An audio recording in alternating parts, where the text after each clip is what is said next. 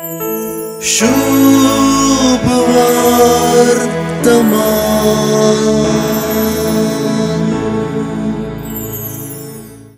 आयची सुवार्ता जेजू आणि ताच्या शिसांविशीं उलोवन सुरू जाल्ली ती जेजू आणि ताच्या शिसांविशीं उलोवनूच आखेर जाता। हे सुवार्तेची चावी हातूनच आसा म्हळ्यार चूक जायना। जेजून उदक आसल्लें वायन केलें म्हणलें अचर्यें वा खुणा भारीच प्रसिद्ध, पूण वायनाच्या आमालाच्या की सुवार्तेचो आमाल भोव चड अशें दिसता। जेजून केल्ल्या अचर्या वरवीं जेवणा कारबाऱ्याची मर्याद उरली तें खरें।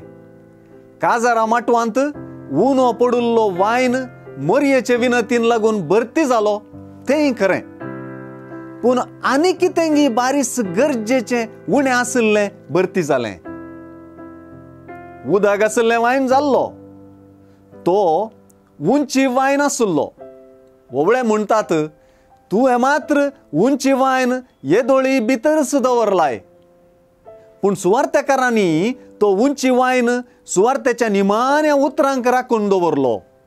तर खंयचो तो उंची वायन? आयचे सुवार्थेची निमाणी उतरांच सुवार्थेकारान राखून दवरलेलो उंची वायन, आनी ती उतरां ही। आनी ताचे शिस ताका सत मानूंक लागले। तर ह्या अचर्या पयलें भविष्यात तांचो भावार्थ तितलो बळादीक नासलो।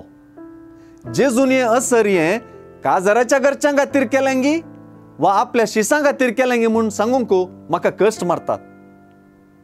काजाराच्या घरच्यांकच म्हूण धरया, पूण अचर्याचो वा कुणाचो परिणाम मात्र शिसांचेर पडलो। जर हे कुणा सत मानूंक करिना तर त्या कुणाक अर्थ ना।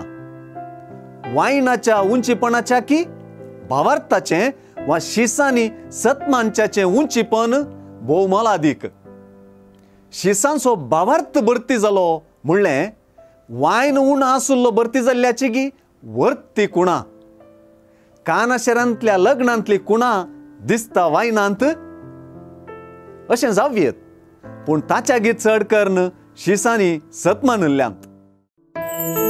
शुभ वर्तमान।